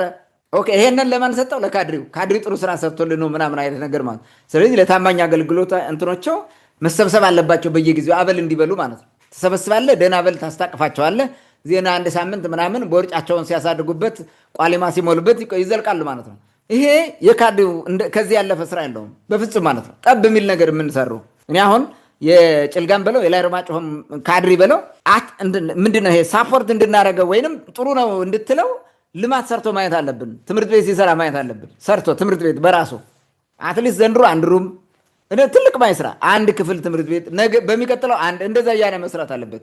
በየአመቱ በጀት እየያዘ ምንም ነገር ሳይሰራ የሚመልስ ማንም የማይገመግመው እንደፈለገ የሚበላ ለህዝብ ምንም ጠብ የሚል ነገር የማይሰራ እየተነሳ ሁል ጊዜ በየአመቱ የሚመደብን የወረዳ ባጀት ከመብላት ያለፈ ምንም ነገር የሚያመጣው ነገር የለም። ቢንከባከባቸውም እንደዛ ናቸው። ባንዳዎች ስለሆኑ ይንከባከባቸዋል። ባንዳ ባይሆኑ ግን ያባሯቸዋል። ደፍነትሊ አረ ይሄ ህዝብ ትክክል አይደለም እየተበደለ ነው ጥያቄ መመለስ አለበት ብሎ አንድ ካድሬ ብዛ ቢነገር ይባረራል። ወይም እንደዚ አይነት ሀሳብ አላቸው የተባሉት ራሱ እንትን አይደረጉም። የሆነ ጥሩ ቦታ አይመጡም። እታች ተረግጠው ነው የሚቀሩት ማለት ነው። ይህንን ማየት እንችላለን። እንግዲህ የአሁኑ የ8613 ካድሬዎች ላይ የተወሰደ እርምጃ ጭልጋንና ላይ አርማጭሆን አይመለከትም፣ ሊመለከት አይችልም። አንድም አይባረርም፣ እዛ ውስጥ አይባረርም። ለምን? ታማኝ ናቸዋል። ዋና ታማኝ ናቸው ለብልጽግናው ካድሬ፣ በተለይ ለክልሉ ለዞኑ ዋና ታማኝ ሆነው ስለሚሰሩ እነዚህ ጋር የሚመጣ እርምጃ የለም። ዋና አገልጋዮቻቸው ናቸው። ቅማንትን አፍነው ለማስቀረት የሚጥሩ ናቸው። ስለዚህ ምንም እንትን የለም፣ ምንም የሚቀየርም ነገር የለም። የፈለገ ነገር ቢቀይሩ ራሱ ማለት ነው ማንን ያመጡታል? ከነዚህ የተሻለ ሊያመጡ አይችልም። ካዛናው የበለጠ ወይንም ከነወርቁ ጎሽ የበለጠ ሌላ ጥሩ ተላላኪ አያገኙም። ስለዚህ እሱን ነው የሚያስቀጥሉት፣ ሊያነሱ አይችሉም። እንዲያውም የተሻለ ነገር ነው የሚሰሩላቸው ለእነዚህ ማለት ነው። ዋና ትኩረታቸው ባለፈው ግንት ላይ የደረሰባቸውን ውርደት ለማካካስ መጎበዝ አለብን የሚል ነው። የጀመርነውን እንትን ይሄ ገበሬው የጀመረው ወደ እኛ ቀልብሰን ማምጣት አለብን። ይሄ ሽፍታን መምታት የሚባለው ገበሬው የጀመረውን እኛ ጋር ማድረግ አለብን። ከዛ በኋላ ሙሉ በሙሉ እንቆጣጠረዋለን፣ የፈለግነው እናደርጋለን አይነት ነገር ነው። እንደዛ ብለው ነበረ ግንት ላይ የሄዱት ተዋርደው መጡ። አሁንም ያንን ስራ የመስራት እንትን ነው ዋናው። ህዝቡን እኛ በፈለግነው መንገድ እንዲገዛን ማድረግ አለብን። አሁን ግን እንደዛ ስላልሆነ ምን እናድርግ የሚል ምክክር ነው ላይ ጋር እንትኗ ጋር ይሄ ምንድነው በመፎክር ምናምን የሚጽፉት ግን ሌላ ነው፣ መፎክሩ ሌላ ነው። እናም መፎክራቸው እዛው መሸፋፈኛ ነው ማለት ነው። ያው ዝም ብሎ ቅድም ከመግቢያው እንዳልኩት የብልጽግና ካድሪ ቀጥለን በምናየው መንገድ ከዚህ በኋላ አይ ቲንክ ባለው በሶስተኛው ነጥብ ላይ በደንብ ማየት እንችላለን። ካድሪው በተለይ ካድሪ ምንድነው ስድ የሄደ ስለሆነ ምንም እንትን ልታደርገው አትችልም። ሰልጥኖ አይጠረቃም፣ የሆነ ለውጥ አያመጣም፣ ተመክሮም አይድንም። ልክ እንደ 100 እግር ነው 50 እግር እንደሚባለው ነው። ወደሚሄድበት አቅጣጫ ከፊት የሚሄድበት ነካ ካረከ ወደኋላ ይሄዳል እንደፈለገ ያለምንም ችግር ማለት ሰው እንደዛ ናቸው። ወደ ፈለጉት ነው የሚሄዱት። ሲፈልጉ ወደ ፋኖ ይሮጣሉ፣ ሲፈልጉ ወደ ብልጽግና ይሄዳሉ፣ ሲፈልጉ ወደ ፈለጉት ነው የሚሄዱት። ይተጣጠፋሉ። እንደዛ ናቸው። መኖር ነው ዋና ስራቸው፣ በልቶ መኖር። ለመብላት ደግሞ ስልጣን መያዝ አለብህ። ያችን ስልጣን ላለመልቀቅ ህዝብን መሸጥ ምናምን የሚባለው ነገር በቃ ግዴታ ነው ማለት ተመክሮ ምንም አይድንም። እውነቱን ለመናገር አሁን ባለው ማለት ነው። ባለፈው የጭልጋ ወረዳ 76 ሚሊዮን ብር ለበጀት ለስራ ማስኬጃ መድቧል። እሷን በልቶ እስከሚጨርስ ነው የሚሰበሰቡት እንጂ ምንም የሚያመጡት ለውጥ የለም። ታንክ ዩ። መልካም። ይህን ጉዳይ በተደጋጋሚ ስላነሳ ነው የሚቀጥለው እዚህ ጋር ስለሚያያዝ አብረን ብናነሳው የተሻለ ይመስለኛል። በድጋሚም በእርግጥ እዛ አካባቢ የተነካ ባለስልጣን አይኖርም ይመስለኛል። ኢቨን ጎንደር፣ ማዕከላዊ ጎንደር የሚባለውም ብዙም የተነካ ላይኖር ይችላል። በስም የተጠቀሰ ሰውም ስለሌለ በስም ቢጠቀስም 8000 ምናምን የብልጽግና አመራር ላይ እርምጃ ተወስዷል የሚለው ማንም ቸክ ማያደርግም ስለማይቻል እንግዲህ እንዳጠቃላይ አማራ ክልልም ወደ 35 ተቋማት ላይ ይመስለኛል ስልጣን ሰጥተናል የሚል ትላንትና የክልሉ ፕሬዝዳንት ስልጣን እንደሰጡ ዘገባዎች ወጥተዋል። እንግዲህ እዛ ክልል ላይ መቼ ሰርቶ መቼ እንደሚቀየር ለምን እንደዛ እንደሚሆን ራሱ ግልጽ አይደለም። በነገራችን ላይ እኔ አዋጅ ኑሮት ይሁን አይሁን ከመቅጽበት እንደዚህ አይነት ለውጥ መደረጉ ምንም ለውጥ ምንድን ነው የሚያመጣው ነገር የሚለውም እሱን ግልጽ አይደለም። እንግዲህ በሀገር አቀፍ ደረጃ ሌላው ደግሞ ከ8000 በላይ የሚሆኑ የብልጽግና አመራሮች ላይ የዲስፕሊን እርምጃ ተወስዷል የሚል አለ። ምን አይነት የዲስፕሊን እርምጃ ነው? ምንድነው? እነማን ላይ ነው የሚለው ምንም ግልጽ አይደለም። እሱንም ምናልባት አብረን ማንሳት እንችላለን። ዋናውና ትልቁ ነገር ግን ይህ የብልጽግና የጉልቻ ለውጥ ወይም የጉልቻ ልክ እንደ ጉልቻ የሚቀያይራቸው ምን ሊያመጣ ይችላል? ምንድነው የሚቀይረው ነገር አለ ወይ? በፓርቲውም በሀገሪቱም ላይ ሊያመጣ የሚችለው ለውጥ አለ ወይ የሚል ጥያቄ ወደ አንተ ላምጣ። እንግዲህ የብልጽግና መንግስት በተለይ ደግሞ ካድሬዎቹ ላይ ያደረገው እርምጃ ያው ከጉልቻ ለውጥ ያለፈ አይደለም። ምን ሊያመጣ ይችላል? ምን ይቀይራል? አዲስ ነገር ማምጣት ይችላል ወይ የሚል ነገር ነው። ጥያቄው ምን ይለውጣል? 8,000 ስንት ነው? ወደ ሚሊዮን የሚሆን እኮ ነው ካድሬ ያለን ያሉት አይደለን? ከዚህ ውስጥ 8,000 ምናምን የሚባል 8,613 ካድሬ ላይ እርምጃ ወስደናል ማለት ምንድነው? አሁን እነዚህ ቢቀየሩ ምን ያመጣል ነው ጥያቄው። አሰራር ብልጽግና አሰራሩን ቀይሯል ወይ? ብልጽግና ሲስተም ዘርግቷል ወይ? የተሻለ ሲስተም የቁጥጥር ሲስተም አለ ወይ? የመሳሰሉት ነገሮች ናቸው የሚነሱ። ብዙ ጊዜ መዋቅራዊ ለውጥ ማምጣት ነው ለውጥ ሊያመጣ የሚችለው። ያ መዋቅራዊ ለውጥ ማምጣት ብቻ ሳይሆን ህይወት እንዲኖረው ማድረግ ማስቻል ማለት ነው። የመዋቅሩን ለውጥ ማስቻል ኢምፓወር ማድረግና እንዲንቀሳቀስ ህይወት ያለው ለውጥ እንዲሆን ማድረግ ነው። ኢህአዴግን ገልብጦ ወደ ስልጣን ሲመጣ ብልጽግና ህይወት ያለው መንግስት ያመጣል ነበረ፣ ግን ያን ሲስተም መዘርጋት አልቻለም። ስለዚህ መድሞንሞን ብቻ ሆነ ማለት ነው። ስርዓት መገንባት ስላልቻለ ነው። የህግ የበላይነት ፈረሰ። ኤቭሪቲንግ በቃ አፕስ ኤንድ ዳውንስ ሆነ። ስለዚህ ምንም ነገር ማምጣት አትችልም። እዚህ ጋር ጥያቄው ካድሪ መለወጥ አሁን ምን ያመጣል? አንድ ሴት ያ በሴት እንትን ስለሚደረግ ነው። በድሮ ዘመን እንጀራ የሚጋግር ሰው ማለት ነው። አንድ ሰው እንጀራ የሚጋግር ሰው ምጣዱ የተቀመጡበትን 4 ጉልቻውን ቢቀይር ማለት ነው። ሙሉ በሙሉ ቢቀይራቸው፣ በከፊል ቢቀይራቸው፣ የፈለገ ቢሆን ቢቀይር ቢያስተካክላቸው ራሱ የሆነ ሌላ ነገር ተጨማሪ ጉልቻን ቢጨምርበት አሰራሩ ተመሳሳይ እስከሆነ ድረስ እንጀራ አያምርም። የፈለገ ቢሆን ወጥ የሚሰራም እንደዛ ነው። መቀየር ያለበት አሰራር ነው፣ እሳቤ ነው። የሆነ እንትኑን እንጀራውን የምትሰራበት ወጡ የምትሰራበት ብቃትን ነው ማሳደግ ምናምን ያለብህ እንጂ ብትቀይር ባትቀይር ምን ሊያመጣል? ምንም። አንድ ሰው አሁን የፈለገ ልብስ ቢቀይር ስብናውን አይቀይረውም። ዘሴም ቲንግ ፓርቲ እንደ ፓርቲ ስብናው የሚቀየረው አሰራር ለውጥ ሲያመጣና እንትኑን የፓርቲውን ካፓሲቲ ቢልድ ሊያደርጉ የሚችሉ ስራዎችን ሲሰራ ብቻ ነው እንጂ ሲያባር ሲቀንስ ምናምን አይደለም በምንም መንገድ። እንዲያውም የተሻለ ለውጥ ሊያመጣ የሚችለው እነዚህ በአቅማቸውና በብቃታቸው የወረዱትን ሸፕ ሞልድ አድርጎ ማለት ነው አስተካክሎ ኢምፓወር አድርጎ የተሻለ ስራ እንዲሰሩ ማድረግ ቢችል ነው። ዛት ቤስት ወይ እንጂ መቅጣት ምናምን ይሄን እንደ ጀግንነት ራሱ ማውራት የለበትም። አሳፋሪ እኮ ነው። በነገራችን ላይ ብልጽግና 8,000 አመራር አባረርኩ እርምጃ ወሰድኩ የሚለው ማለት ነው። አባረርኩ እንኳን አላለም፣ እርምጃ ወሰድኩ የሚለው አሳፋሪ ነው። ሰሞኑን ፒፒ 8,613 አመራሮች ላይ የዲሲፕሊን እርምጃ ወሰድኩ ብሏል። እንግዲህ እንደሰማው አንተም ቅድም አንስተዋል።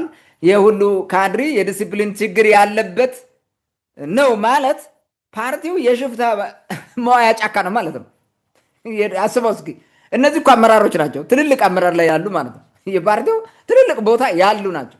ምናልባትም በወረዳ በዞን በምናምን ደረጃ ያሉ ስልጣን ያላቸው ካቢኔ የሚባሉት በቃ የካቢኔ ዘር ማለት ነው። እነዚህ ናቸው። በአጠቃላይ በሀገሪቱ ደረጃ ያለው የብልጽግና ካድር ላይ ነው እርምጃ የተወሰደ ማለት እንጂ ተራው አባል ምናምን አይደለም። አባል ማን ያቋጥረዋል ሲጀመር ማለት ነው። ብልጽግና የወንበዴዎች ዋሻ ነው ማለት ነው። እነዚህ ሲያስቡ አንድ ፓርቲ ውስጥ 8,000 ምናምን ላይ እርምጃ ሲወሰድበት ማለት ምን እያደረጉ ነው እስካሁን ያቆዩት? ይሄን ሁሉ መንጋ 8,000 ቀላል እኮ አይደለም እንትን ማለት ነው። በስራቸው ደግሞ እነዚህን አስባቸው 8,000 ሰው በስሩ የሚመራው ደግሞ በጣም ብዙ አለ። ስንት እንዳበላሹ አስበው። ይሄ በቃ ብልጽግና የሚባለው ውስጡ በዚህ ደረጃ እንዳለ ማየት ያለብን በዚህ መንገድ የበሰበሰ መሆኑን ነው የሚያሳየን ማለት ነው። እውነቱን ለመናገር ይሄ ነው። የአማራ ክልል ላይ ነው እርምጃው ደግሞ የሚበልጣው ይመስለኛል። በተለይ ከፋኖ ጋር ተያይዞ ነው አማራ ክልል ላይ ነው ትልቁ እርምጃ የተወሰደው። የአማራ ክልል ራሱ የቀየራቸው አመራሮች መብዛታቸው በተባረሩት ልክ በቃ ግርም ይላል። አንዳንዶቹ ቅርብ ጊዜ የተሾሙ ሁሉ ተነስተዋል። በጣም ቅርብ ጊዜ ሜይ ቢ 3 ወር ራሱ የሞላቸው አይመስለኝም የተነሱት ማለት የተባረሩት። የአማራ ክልል 35 የካድሬ ሹማል ክልሉ ደረጃ በክልል ደረጃ ማለት በቢሮ ደረጃና እዛ አማካሪ ምናምን በሚባል 35 ካድሬ እንትን ያደረገው የሾመው አዲስ። እነዛ ተወግዷል ማለት ነው፣ ተባረዋል። በቃ ከኃላፊነት ተነስተዋል ማለት ነው። ትልቁ ተግዳሮት የገጠመው ለብልጽግና የት ነው? አማራ ክልል ውስጥ ነው። ታስታውስ ከሆነ ገና 2015 ምናምን ይሄ ፋኖ የሚባል ጫካ ሲወጣ እና የነበረው ነገር እየተከታተልን ምን ብለን ነበረ? አማራ ክልል ላይ ያለው አሬንጅመንት የመንግስት አወቃቀር አጠቃላይ ካልተስተካከለ ብልጽግና ይፈርሳል፣ በምንም መንገድ አማራ ክልሉ ውስጥ ያለውን ችግር አትፈቱትም ብለናቸው ነበረ። ይህን ነግረናቸዋል፣ ግን አይሰሙም። ዝሮ ዝሮ ከስንት ዓመት በኋላ መጥቶ ከ3 ዓመት ምናምን በኋላ መጥቶ እንደዚህ አይነት እርምጃ ይወስዳል። ይሄ ራሱ ለውጥ ያመጣል ወይ የሚለው መታየት አለበት። እንግዲህ ብልጽግና ወሰድኩት ያለው እርምጃ 3 ነው። እሱም አንደኛው ከኃላፊነት ማንሳት ነው። ስለዚህ ኃላፊነት ተሰጥቶት የቢሮ ኃላፊ ከሆነ ታነሳዋለህ ማለት ነው። ሌላው ከደረጃ ዝቅ ማድረግ ነው። የቢሮ ኃላፊ ከሆነ ምክትል ኃላፊ ታደርገዋለህ፣ ወይም ደግሞ ከዛ ዝቅ ያለ ሌላ ባለሙያ አድርገህ ታስቀምጠዋለህ ማለት ነው፣ በካድሪ ደረጃ የሚሰራበት ቦታ። ሌላው ሽግሽግ ነው። ሽግሽግ ማለት ቦታ ማሸጋሸግ ማለት ነው። ማቀያየር ምናምን፣ ያለበት ቦታ አንስተህ ሌላ ቦታ መውሰድ ምናምን ነው። ይሄ በጣም የተለመደ ሲደረግ የነበረ ኢቨን ኢህአዴግ ወደ መሞቻው ይሄን ነበር ሲጠቀም የነበረው። ወንጀለኛ ካድሪ፣ ዘራፊ ወንበሬን ካድሪ አውጥቶ ላይ ጎንደር ችግር ፈጥሮ ከሆነ ሸዋ ወስዶ ማስቀመጥ ማለት ወይም አዲስ አበባ ስልጣን ትሰጠዋለህ። እንደዚህ አይነት ስራ ነው የሚሰራው። ይሄንን ምንም አይነት ለውጥ ሊያመጣ እንደማይችል ማየት እንችላለን ማለት ነው። ይሄ ሁሉ ባለስልጣናት ካድሬ የዲሲፕሊን ጥፋት ሲፈጽም ወንጀል አልሰራም እንደማለት ነው። ከላይ የመጡት ቅጣቶች በወንጀል የሚያስጠይቁ አይደሉም። ከኃላፊነት ታነሳዋለህ፣ ከደረጃ ዝቅ ታደርገዋለህ፣ ታሸጋሽገዋለህ። ስለዚህ በወንጀል አይጠየቅም ማለት ነው። እነዚህ ደግሞ አሁን ከተባረሩት ውስጥ እዚሁ የአማራ ክልል ላይ እንዳየኸው በሙሉ የቢሮ ኃላፊ ምናምን ነው የተተካው። የቢሮ ኃላፊ ምናምን ሆነው ነው ይህን ወንጀል የሰሩት፣ ይህንን የዲሲፕሊን ግድፈት የፈጸሙት ማለት ነው። ስለዚህ የሚያስጠይቅ ወንጀል አለ ማለት ነው። ወይ ሙስና በልተዋል፣ ወይ ከታጣቂ ጋር ተባብረዋል፣ ወይ ጥይት እያወጡ ሰጥተዋል፣ ወይ ሌላ ነገር አድርጓል። አጠቃላይ ፓርቲውን በማፍረስም ሀገርን በማፍረስ ስራ ሰርተዋል ማለት ነው። ሌላ ነገር እኮ ማለት አይደለም። ለምንድን ነው በወንጀል እንዲጠየቁ ማይደረገው ማለት ነው? ስለዚህ ብልጽግና የሚወስደው እርምጃ እስከዛ አይሄድም። በቃ ምንድነው የመዘነጥ እርምጃ ነው እንጂ ተቆራርጣ መስራት ምናምን የሚባል ነገር የለም። ለውጥ ሊያመጣ አይችልም የምንለው ለዛ ነው። ይህን ማየት እንችላለን ማለት ነው። ይሄ ለምን ለፍርድ አልቀረበም እንደ ወንጀላቸው ማለት ነው? ለምንስ ወንጀላቸው አይነገርም? በነገራችን ላይ ብልጽግና በወንጀል እንደማይጠይቅ ታውቃለህ? 39 ሚሊዮን ብር ዘርፎ ያገኘው ተሻገር የፌዴሬሽን ምክር ቤት አፈ ጉባኤ እኮ ነው የሆነው። ዛሬም ድረስ አለ። በጣም የሚገርመው ማለት ነው ከነዚህ ካገኘው ቡድን መካከል የተባረረ አንድ ሰሞኑን ሲቆዝም የነበረ ማለት ነው እንዲሆንኩኝ እያለ በፎቶ ወጥቶ ምናምን የተለጠፈ ከስቶ ማለት ነው። ማን ነው የሚባለው? የሆነ አብርሃም አለኝ ነው ምናምን የሚባለው ሰውዬ ማለት ነው። እሱ ነው እንትን ብሎ ያየ ነው። በቃ ብልጽግናን የሚጻረር የሆነ ነገር በቃ ለይቶለት ከወጣ አይቀርለትም። የብልጽግና ካድሬ ዋና አገልጋይ እስከሆነ ድረስ የፈለገውን ያክል ወንጀል ቢሰራ ለፍርድ ማቅረብ የሚባል ነገር የለም። አብርሃም አለኝም እኮ ለፍርድ አልቀረበም። አባረረው ነው የተውት፣ ከእንትኑ አስወጥተውት ማለት ነው። እንግዲህ ወስደው ያሰሩት ዮሐንስ ቧያለው የሚባለው ነው። እሱ ደግሞ የመረረ ነገር አድርጎ ነው በብልጽግና ላይ የወጣ በቃ ለከት የሌለው ንግግር ተናገረ። ምርጫ የለውም ወስዶ አገሩት ማለት ነው። እንደዚህ ነው። ስለዚህ ብልጽግና መሰረታዊ ለውጥ ለማምጣት የሚሰራም አይመስለኝም። በካድሬዎቹ ውስጥ ራሱ ለውጥ አይመጣም። የብልጽግና ካድሬዎች ለምን በዚህ ደረጃ እንደፈለጉ መሄድና እንደፈለጉ ባፈተታቸው የፈለጉትን መስራት ቻሉ? ምንድን ነው ይሄን ያስቻላቸው አስቻይ ሁኔታዎች ምንድን ናቸው የሚለውን እንደ 4 ነጥብ ላንሳ። አንደኛው አመጣጣቸው ነው። የብልጽግና ካድሬ አመጣጡ ነው። እንግዲህ ብዙዎቹ ከኢህአዴግ ካድሪነት በሞዴል 39 በለው ገቢ የተደረጉ ናቸው ወደ ብልጽግና። ነው ምንድነው? በውርስ ናቸው። የውርስ ካድሬዎች ናቸው። ብልጽግና አዲስ ያመጣው ፓርቲ የለም። ይሄ አባል ምናምን ወይም ካድሪ የለም። እንዳለ የኦህዴዱን ወይንም በኦሮሞ በኩል የነበረውን እንዳለ አመጣ። በአማራው በኩል ደግሞ ይሄ ምንድነው በአዴን የነበረውን እሱን ደግሞ ይዞት መጣ እንዳለ በኦሮማራ ጥምረት ጠመራቸው። ከዛ በኋላ ደግሞ በተለያየ አቅጣጫ ጋምቤላን በለው ምን በለው እነሱንም በሙሉ ሰብስባ መጣ። ከኢህአዴግ የነበሩ ነው ያመጣቸው በሙሉ በውርስ ያመጣቸው ማለት ነው። ሌሎቹ አጋር ፓርቲ ምናምን የሚባሉ የነበሩት የተለያየ ከሶማሌ ከጋምቤላ ምናምን በአጋርነት ያመጣዋል። ደህዴግ የሚባለውን እንዳለ የደቡብ ኢትዮጵያ ህዝቦች ክልል የነበረውን ከሱ የነበረውን እንዳለ ኦሮሚያ ክልል እንዳለ አማራ ክልል እንዳለ እምቢ ብሎ የቀረው የትግራይ ክልል ነበረ። በቃ እምቢ ያለው ማለት ነው። ውጊያ የከፈተው እሱ ጋር ነው። ያልመጡት ያልተወረሱት ማለት ነው። እንዳለ ነው የወረሳቸው። እነዚህ ምንድን ናቸው? አሁን ይሄ ብልጽግና እቁባቱ በቃ የኢህአዴግን እቁባቶች እንዳለ ወሰደና ተረከባቸው ማለት ነው፣ አስገባቸው። አሁን እነዚህ ሰዎች ሲገቡ ወደ አዲስ ፓርቲ ከሆነ እንግዲህ ብልጽግና የሚባለው ሲመጡ የእንትን ለውጥ፣ የአእምሮ ለውጥ፣ የአስተሳሰብ ለውጥ፣ የአሰራር ለውጥ ማምጣት አለባቸው። እነዚህ ኢህአዴጋዊ የሆኑ ካድሬዎች ብልጽግና ሆነው መጡ። ባህሪያቸው ኢህአዴግ ነው። እዚህ ጋር የሚፈለገው ደግሞ እንደ ብልጽግና እንዲሰሩ ነው። አይሄድም፣ አብረው ችግር ውስጥ ወደቁ ማለት ነው። ብልጽግና ራሱ ግራ የገባውና ትልቅ ችግር ውስጥ የገባው እንደዛ ነው። ማይሆን ነገር ማለት ነው። ሁለቱ ኢንኮምፓቲብል ናቸው። በኢህአዴግ በኩል በዛኛ ያለውና በዚህኛው የመጣው ማለት ነው ኢንኮምፓቲብል ነው። ስለዚህ በጣም አስቸጋሪ የሆነ ነገር መጣ ማለት ነው። ብዙዎቹ ከዚህ ስለመጡ የውርስ አባላት ስለሆኑ ማለት ነው የሚጠቀሙት ብልጽግናን እንደምንድን ነው? እንደ ቫኬሽን ነው የሚጠቀሙት። ከኢህአዴግ የስራ ዘመን ወጥተው ቫኬሽን እያሳለፉ ማለት ነው። ስለዚህ የፈለጉትን ያደርጋሉ። ቫኬሽን ነው። መዝናናት አለብህ፣ መዝረፍ አለብህ፣ መብላት አለብህ፣ ከፋኖ ጋር እንትን አለብህ። የኦሮሞውን በዛኛው በፈለገው ማድረግ አለበት። የቫኬሽን ውስጥ ነው ያሉት፣ እየተዝናኑ ነው ማለት ነው። ብልጽግና መዝናኛቸው ነው። ከዚህ አንጻር ማየት እንትን ያለበት ኢህአዴጉ በዘመነ ኢህአዴግ ብዙ ጊዜ የመረረ ግምገማ ያደርጋል። ኢህአዴግ ይገመግማል፣ እርምጃ ይወስዳል፣ የሚታሰርም ያስራል። እንደዚህ አይነት ነገር ነበረው። በኋላ ወደ መጨረሻ ወደ መሞቻው ተበላሽቶ እንደነበረ እናውቃለን። ኃይለማርያም ደሳለኝ ከመጡ በኋላ ማለት ነው። እነ መለስ ዜናዊ በነበሩበት ዘመን ግን በብልጽግና በኢህአዴግ ውስጥ የካድሪ ቀልድ አልነበረም የሚወሰድበት እርምጃ ማለት ነው። ቀላል እርምጃ አልነበረም የሚሰራውም። እንደዚህ አይነት ቁጥጥር የለም። ዛት እንትን ነው። ይሄ ቫኬሽን ነው ያልኩት ለዛ ነው። የብልጽግና ለነዛ የቀደሙ የኢህአዴግ እንትኖቹ ቫኬሽን ሆኖ ነው የሚሰራው። የብልጽግና መንገድ አያውቁትም። አስተሳሰባቸው ኢህአዴጋዊ ነው። እዚህ ዝም ብለው መጡ፣ በስጋ መጥተው ተቀምጠዋል። ቢሮ ኃላፊነት ተሰጥቷቸዋል። ስለዚህ ብልጽግና ምንድን ነው የሚፈልገው የሚለውንም አያውቁትም በራሱ ማለት ነው። ሲጀመር ብልጽግና ራሱ አይታወቅም፣ ሊታወቅ አይችልም። ብልጽግና ቅድም እንደነገርኩ እንትን ኦክቶፐስ ነው። በፈለገው አቅጣጫ ነው የሚሄደው። የፈለገው ቦታ መጠምጠም ነው እንጂ ወጥ የሆነ አሰራር ከዚህ ተነስቶ የዚህ ይሄዳል የሚል የለውም። ኢቭን ርዕዮተ ዓለም የለውም ብልጽግና እንደ ፓርቲ ማለት ነው። ርዕዮተ ዓለሙ ምንድን ነው? ብልጽግና ምን የሚባል ርዕዮተ ዓለም ነው? ርዕዮተ ዓለም የለውም። ዝም ብሎ ይሄ ማለት እንደዚህ ሲሸንጣቸው ወጥተው መደመር መቀነስ ምናምን የሚሉት አይደለም። ምንድነው መደመር? እንትኑ ርዕዮተ ዓለሙ ምንድን ነው? ዓለምን እንዴት ነው የሚያየው? መደመር የሚለው ማለት ነው። እሱን በዝርዝር እኮ በግልጽ ነግረውን አያውቅም። ዝም ብሎ ደስ ያለውን ይጽፋል። ማንም እንትን ይሄንን ያስተጋባዋል። ሌላ ነገር የለውም። ካድሬዎቹ እንዴት አድርገው ይወቁት? አያውቁትማ። ይሄ በጣም አስቸጋሪ ነው ይህን ለማወቅ ማለት ነው። ብልጽግና ራሱ የሚሄድበት መንገድ ራሱ አያውቀውም። እንደ ፓርቲ መንገዱን የሚያውቀው ጠቅላይ ሚኒስትር አብይ አህመድ ብቻ ነው። ምን ማድረግ እንዳለበት ምን እየሰራ እንደሆነ የሚያውቀው እሱ ነው።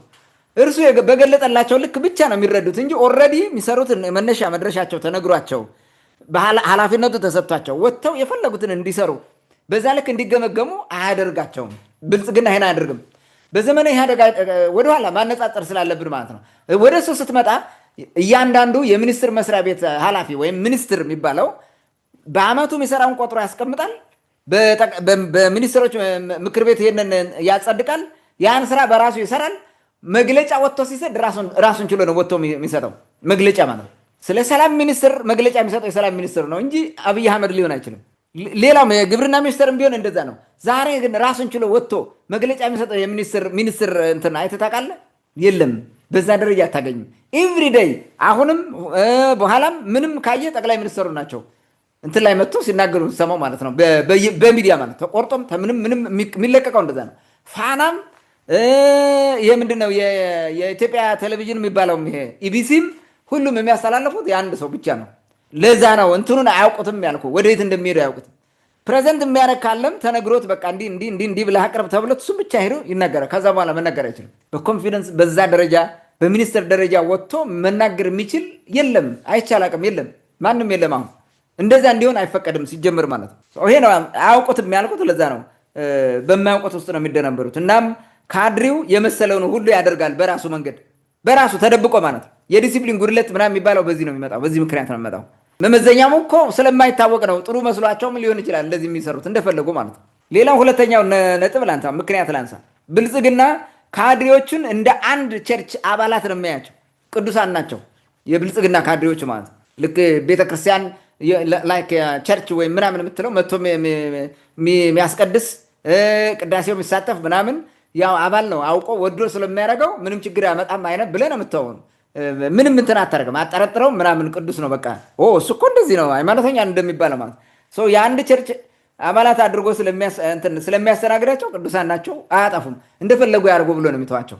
በዚህ ምክንያት ግምገማ የለ ምን የለ፣ ጠንካራ የቁጥጥር ስርዓት የለውም ማለት ነው። በአፈታታቸው እንደፈለገ ይሄዳሉ። ምንም ነገር እንትን አያደርግም፣ ቁጥጥር የለውም። ለምን? ኦልሬዲ እንትን ናቸው፣ ብፁዓን ናቸው። እነዚህ ብፁዓን የብልጽግና አባላት ተብለው ስለሆነ እንትን ያሉት። ምክንያቱም ብልጽግና ራሱም ብፁዕ ነው ያደረገው፣ ቅዱስ አድርጎ ነው የመጣው ሲመጣ ማለት ነው። በቃ ሙሉ እንደሆነ ምናምን አድርጎ ነው የሰበከ፣ ሌላ ነገር የለም። ከዚህ በኋላ የዚህ አባላት ደግሞ ቅዱሳን ናቸው። ስለዚህ ለቅዱሳን ቁጥጥር ያስፈልጋል አያስፈልግም? ከቻለ አበል ምናምን እየሰጠ ማስደሰት ምናምን ነው የሚጠበቅባቸው። ሌላው ጠንካራ የግምገማ ስርዓት የለም። ቅዱሳን አይገመገሙማ፣ በራሳቸው የበቁ ናቸው፣ የቻሉ ናቸው። እንደዛ ነው። ሌላው ጠንካራ የኢንዶክትሪኔሽን ስራ አይሰራም፣ የስርጸት ስራ ማለት ነው። ካድሬዎቹ ከላይ መንግስትና ይሄ በተለይ ደግሞ እንትኑ ብልጽግና የሚባለው ፓርቲ በሚፈልገው መንገድ አላማውን አቺቭ ከማድረግ አንጻርና በማኒፌስቶ የተቀመጡትን ነገሮች ከማሳካት አንጻር ጥሩ ውጤት እንዲያመጡ ሰው የኢንዶክትሪኔሽን ስራ መሰራት አለበት። ግን በምኑ ነው የስርጸት ስራ የሚሰራባቸው? መደመር እንደውም መጽሐፉን ገዝተው ነው የያዙት እንጂ አያውቁትም ሲጀምር ማለት ነው። እንዴት ብለው እንትን ይደረጉ? ውይይት ስልጠና የሚባለው ችግር ፈች በሆነ የአንድን ካድሬ አቅም በሚገነባ መንገድ አይሰጥም፣ የለም ማለት ነው። ቅዱሳን ናቸው፣ በመንፈሳቸው ቅዱሳን ስለሆኑ በቃ በራሳቸው ይሰሩታል አይነት ነገር ተደርጎ ስለመጣ ነው። እስከዛሬ ግምገማ ምናምን አይተን አናቅም ይሄን።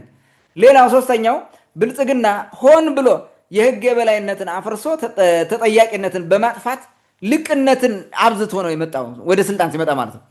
የህግ የበላይነት ከሰፈነ ተጠያቂነት በዛ ልክ እንትን ይላል። ግን የህግ የበላይነትን ያፈርሰው ብልጽግና ህገ መንግስቱን አይደለም እንትን ያደረገው ሲመጣ ያሰፈነው ህገ መንግስቱ የበላይ እንዲሆንና የተደነገጉ ድንጋጌዎቹ እንዲከበሩ አይደለም ያደረገው። ያን ተመልሰየው እንዴት እንደተደረገ ማለት ነው። ሲጀመር የመጀመሪያው የክላስተር ክልል የሚል ምንም ነገር የሌለ ማለት ነው። ሰው የፈለገውን እነሱ ህዝቡ በወሰነው ሳይሆን ሰውዬ በወሰነው መንገድ አይነት ነገር ወሰዱት ማለት ነው። እንደፈለገ ነው የሆነው። ህገ መንግስቱ ተሽሯል፣ በብዙ መንገድ ነው የተሻለው። ህብረ ብሔር ፌዴራሊዝም የሚባል በካልቾ ተብሎ ተጥሏል። ምንም እንትን የለውም ማለት ነው።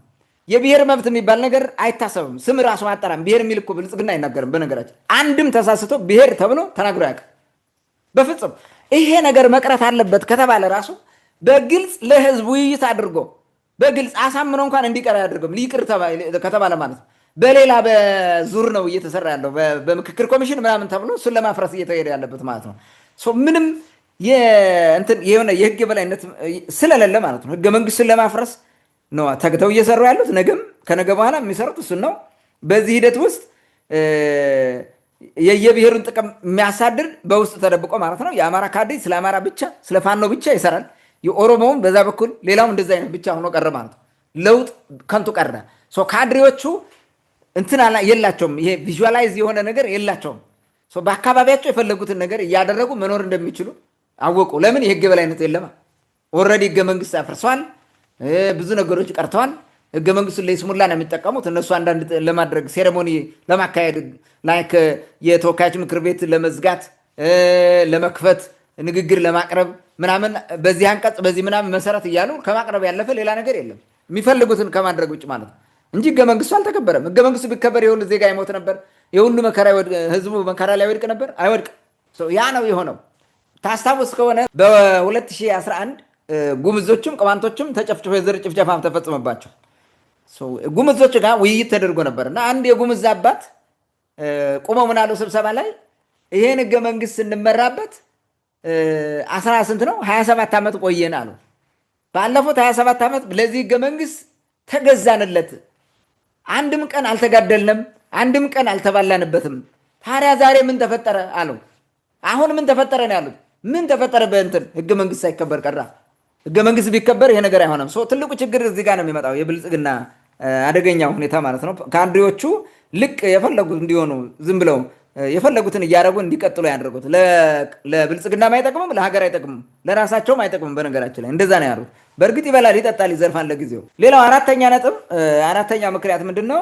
እስካሁን እውነተኛ የብልጽግና መንግስት አልተመሰረተም። የብልጽግና መንግስት እስካሁን ልክ በሱ ሳቤ በብልጽግና ሳቤ የሽግግር ወቅት ነው። ለብልጽግና ማለት ተደላድሎ የሚቀመጥበት ገና ነው። እርሱም በምንድን ነው የሚመጣው? በሀገራዊ ምክክር ኮሚሽኑ በኩል ነው የሚመጣው ማለት በተደጋጋሚ ይህ ነገር ባለፈው ማንስተነዋል። የኮሚሽኑ እንትን ምንድን ነው? አሁን የመጨረሻው ውይይት የሚባለው ነገር ያካሄዳል። ውይይት የሚካሄደው ግን ከሚጓጉ አካላት ምናምን አይደለም። ይህ አሁን አጀንዳ ልየታ ምናምን በተባለው ነገር ማለት ይሰበሰባል፣ ይወያያል፣ ህገ መንግስቱ ይቀየርልን፣ የብሔር አደረጃጀት የሚባለው ይፍረስልን፣ ቋንቋ ምናምን የሚባል የለም፣ አንድ ብሔራዊ ቋንቋ ይኖርልን፣ ባንዲራ ይቀየርልን። ይሄ ነው በቃ፣ ሌላ ነገር የለውም። በቃ አረንጓዴ ቢጫ ቀይ ባንዲራ ብቻ ይሆንልን ነው፣ ሌላ ነገር የለውም። ይሄ ነው ዋናው እንትን ማለት ነው። ስለዚህ ይህንን ምን ያደርጋሉ? ወደ ምክር ቤቱ አቀርበን ነው የሚለው የምክክር ኮሚሽኑ ምን አለ? ይህን ወደ ምክር ቤቱ አቅርበን ወደ ተወካዮች ምክር ቤት አቅርበን እናጸድቀዋለን። ውጤቱን አለ ያ ይጸድቃል። ከዛ በኋላ ብልጽግና መንግስት ይሆናል ማለት ነው። የመጀመሪያው መንግስት ይሆናል። ዩኒተሪ ገቨርንመንት ሳብሊሽ አድርጎ በየክልሉ እንደፈለገ እየገባ ይህን ህገ መንግስት አፍርሷል። የፈለገውን ያደርጋል ማለት ነው። የክልል ሉዓላዊነት የሚባል አለ። አውቶኖመስ ሴሚ አውቶኖመስ ነው ክልሎች። ያ ሁሉ ኦቨርራይድ ይደረጋል ማለት ነው። ያን ጊዜ ዋና መንግስት ይሆናል። ንጉስ የሚባለው የሚመጣው ያ ነው። አሁን ንጉሱ እስከሚነግሱ እስከሚደላደሉ የሚደረግ የሽግግር ወቅት ነው ማለት ነው። በዚህ የሽግግር ወቅት ምን ሊሰራ ይችላል? ምንም ልትሰራ አትችልም። ካድሬዎችን በአግባብ አትንከባከባቸውም፣ አትጠብቃቸውም። የሽግግር ወቅት ነው። ምንም ልታደርግ አትችልም። በዚህ ምክንያት የብልጽግና ካድሬ እንደፈለጉ የፈለጉትን እያደረጉ እንትን ብለዋል ማለት ነው። የፈለጉትን እየሰሩ ዘልቀዋል። ይሄ ነው ትልቅ ችግር የሆነው ማለት ነው። እነዚህ ናቸው ምክንያቶቹ። የብልጽግና ካድሬ እንዲበላሹ ያደረገበት ምክንያት ይሄ ነው። ሌላው እንዲሁ ዝም ብለህ በአጠቃላይ ስታየው በህግ የበላይነት ከመመራት ይልቅ በጦርነት በጉልበት ነገሮችን ለማፈን የተሄደበት መንገድ በሙሉ ልቅ የሆነ ነገር እንዲፈጠር አድርጓል። ጦርነት ባለበት ወቅት ባለስልጣናትን እንኳን ልትቆጣጠራቸው አትችልም። በፈለጉት መንገድ የፈለጉትን ያደርጋሉ፣ ይዘርፋሉ፣ የፈለጉትን ያደርጋሉ። በዛ ምክንያት ያው አሁን በትግራይ ጦርነቱም በሌላውም ከሱ ተቀጥሎ የመጣውም ከቅማንት ጋር የሚያደርጉት ጭፍጨፋ ይሄ ሁሉ በሙሉ እንትን የሆነ የፈለጉትን እንዲያደርጉ እድል ሰጥቷቸዋል። በተጨማሪ ማለት ነው ለካድሬዎቹ የብልጽግና እርምጃ ምን ለውጥ ያመጣል? በዚህ መንገድ አሁን በዚህ ሁኔታ ውስጥ ሆኖ ምን ለውጥ ሊያመጣ ይችላል? ምን ሊፈጥር ይችላል? የሚለውን አጭር ነገር ልበልና ልጨርሰው። እንግዲህ የተወሰደው እርምጃ ጉልቻ ቀየራ ስለሆነ አመራር ብትቀይር ባትቀይር የሚመጣ ለውጥ የለም። ያስተሳሰብና መዋቅራዊ ለውጥ አጠቃላይ የስትራክቸር ለውጥ ያስፈልጋል። ያም ደግሞ ህይወት ያለው የለውጥ ስርዓት ተካሂዶበት ከሆነ ነው እንጂ ዝም ብሎ ምንም ለውጥ ሊያመጣ አይችልም። ከመግቢያው ስላልኩት ማለት ነው። ስርዓታዊ ለውጥ ሳይኖር ካድሪ ቢለወጥ ባይለወጥ የሚያመጣው ነገር የለም። የፈለገው ማለት ነው። ለምሳሌ አሁን በሬ ማለት በበሬ የምታርሰው ማረሻ አለ። አሁን እኛ ገበሬ የሚጠቀመው ማለት ነው። በበሬ ፈንታ ፈረስ አግብተን ብታርሰው ሜይ ቢ ትንሽዬ ጉልበት ሊኖረው ይችላል እንጂ ምንም የሚያመጣው ነገር የለም። አተራረስን ማረሻ ምናምን አጠቃላይ ሲስተሙን ነው መቀየር ያለብን። የማረሻ ሲስተምን ካልቀየርከው ለውጥ ሊያመጣ አይችልም። የኢነርጂ እንትንህን ከእንስሳት ኢነርጂ ወደ ሞተር ኢነርጂ ወይ ሌላ ኢነርጂ መቀየር አለብን። አለበለዚያ ለውጥ ልታመጣ አትችልም። የገጠምካቸው ማረሻ ከአንድ ወደ 2-3 ማረሻዎች በአንዴ ብዙ የሚያርስ ማድረግ አለብን። ያን ሊጎትት የሚችል ኢነርጂ ዴቨሎፕ ማድረግ አለብን። እንደዛ ሲሆን እንትን ፕሮዳክቲቪቲ ይጨምራል።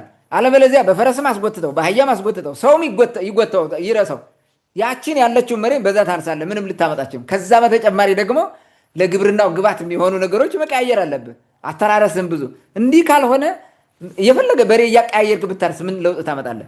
እድለኛ በሬ፣ ጥቁር በሬ፣ ቀይ በሬ እያልክ ይሄ ይከፍለኛል ይሄ አይከፍለኝም የበሬው ስም እንዲህ ቢሆን ይሻላል ብለህ ብትለፋ ምንም ነገር ልታመጣ አትችልም።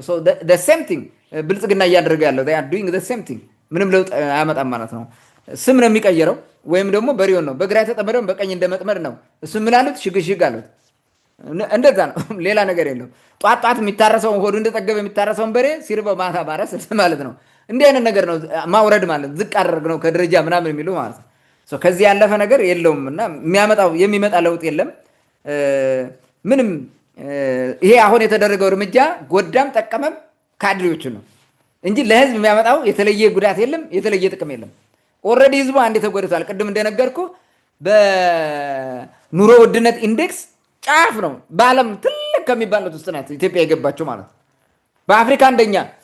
ይህም ብልጽግና ነው ያመጣው። በምንም መንገድ ሌላ አካል አላመጣውም። ብልጽግና ነው ያመጣው። በለውጡ የመጣ ትሩፋት ነው። ይህም በደንብ አድርገን ማየት አለብን። ስለዚህ መሰረታዊ ለውጥ ማምጣት አለበት። ብልጽግና ይችላል ወይ? አይመስለኝም። ታንክ ዩ።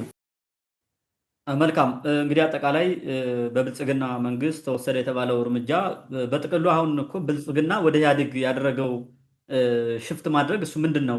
አልሸሹም ዞር አሉ ነው። እዛ ጋር የነበሩ ሰዎች እዚህ ጋር አሉ። ምናልባት በተለይ መሀል ሀገር አዲስ አበባ ምናምን አካባቢ የተወሰኑ ወጣቶች የተሳተፉበት ምናምን የምታያቸው አንዳንድ ነገሮች ሊኖሩ ይችላሉ፣ አዲስ ሰው ተጨመረ ከተባለ። አለበለዛ ደግሞ ኢህአዴግን ለማፍረስ ሲቃወሙ የነበሩ ሰዎች ከውስጥ ገብተው እንትን ያሉ ከብልጽግና ጋር ተቀላቅለው የሚሰሩ አሉ። ከዛ ውጭ ግን በእርግጠኝነት ቢጠና ትላንት ኢህአዴግ የነበረው 90% እርግጠኛ ላይ እንደዛ ነው የሚሆነው። ሌላ ምንም የተለየ የተጨመረ የተቀነሰ ነገር የለውም። ትላንት ኢህአዴግ ውስጥ የነበሩ ሰዎች ዛሬም እዚህ ጋር አሉ። የቀየሩት ፓርቲው ብልጽግና የሚለው ስሙ ብቻ ነው። ሰዎችም አንድ ናቸው፣ ስራውም አንድ ነው። ቅድም እንዳልከው እንደውም አሁን ድዝባው ጠፍቶበታል። የአንድ ለአምስት የሚባል ነበረ በፊት በኢህአዴግ ዘመን። አሁንም እሱ ነገር አለ። በነገራችን ላይ ወደዛ ሁላ ይወስዳቸዋል አእምሯቸው። ምክንያቱም በዛኛው እንደተጫኑ ነው ያሉት አሁንም እና ምንም የተለየ ነገር የለም። እንግዲህ በአማራ ክልል የተወሰነ ዕድሜ የተሰጠው አቶ አረጋ ከበደ ነው። እስካሁን አለ፣ እሱ አልተቀየረም። ባለፈው እንግዲህ ዶክተር ይልቃል ከፋለ የሚባለውን እሱን ቀይሮ ድዝባውን አጥፍቶታል። ደሳሌ ጣሰው የሚባለውን ወስዶ ስልጣን ሰጥቶታል። እንግዲህ አሁን እኔ አሁን ይልቃል ከፋለ የተሻለ ነው እያልኩ አይደለም፣ በአመራር ደረጃ ክልሉን ግን አካዳሚካሊ አሁን ከደሳሌ ጋር የሚወዳደር ሰው አይደለም። ቢያንስ ዶክተር ነው፣ የዩኒቨርሲቲ ሌክቸርም ነበር ይባላል። እኔ አላቅም ምን እንደሆነ፣ ግን አሁን የት እንዳለ አታውቅም። አንደኛ አካዳሚካሊ የተሻሉ ሰዎች እዛ ፓርቲ ውስጥ አይፈለጉም። ይህ እኮ ግልጽ እኮ ነው በነገራችን ላይ። አሁን እንደውም ባለፈው የሆነ ነገር ሲነሳ የነበረው የትምህርት ማስረጃን በተመለከተ ፍተሻ ምናምን ቢደረግ ባለስልጣኑ አብዛኛውን አኩርፎ አስቁሞታል። አሁን ቢፈተሽ እያንዳንዱ ከሆነ ቦታ የተገዛ ነው የሚሆነው። እኛ የምናውቃቸው ስንት ሰዎች አሉ እኮ ዝም ብለው እንደ ቡና ከሱቅ ገዝተው ባለስልጣን የሆኑ በዘመድ የተሾሙ ይሄ ሁሉ አለ። እና አንዳንዴ ፓርቲው ቅድም እንዳልከው ዝም ብሎ በደመነብ ስለሚሄድ አንድ ሰው የሚለውን ብቻ ስለሚሰማ ስለማይጠይቅ ነው እንጂ በደንብ ቢታይ የተሻለ ለውጥ ይመጣል የሚል ግምትም አለ በብዙዎች ዘንድ። ያም አለ ይህም አለ፣ ግን እስካሁን ያለው ነገር ይሄ ነው። ከሽፍታ ጋር ገንዘብ ሰው እያገተ የሚቀባበል ካድሬ እዛ ውስጥ አለ። ምቹ ሁኔታውን ተጠቅሞ የራሱን ፍላጎት ለማጣጣም የሚሰራ ሰው አለ። በተለይ አማራ ክልል ውስጥ ቅድም ያልከው ነው፣ ከፋኖ ጋር በድብቅ ነው የሚሰራው። በተለይ ወደ ጎንደር አካባቢ ያለው ይሄ ግልጽ ነው። ከዛ አካባቢ ደግሞ እርምጃ ተወሰደበት የሚባል ሰው ያየነውም የሰማነውም የለም። ያለው ነገር ይሄ ነው። እንግዲህ ውድ አድማጭ ተመልካቾቻችን ለዛሬ የነበረን ወቅታዊ ጉዳይ ይህን ይመስል ነበር። ስለተከታተላችሁን ከልብ እናመሰግናለን። በሌላ ፕሮግራም እስከምንገናኝ መልካም ጊዜ ሆንላችሁ።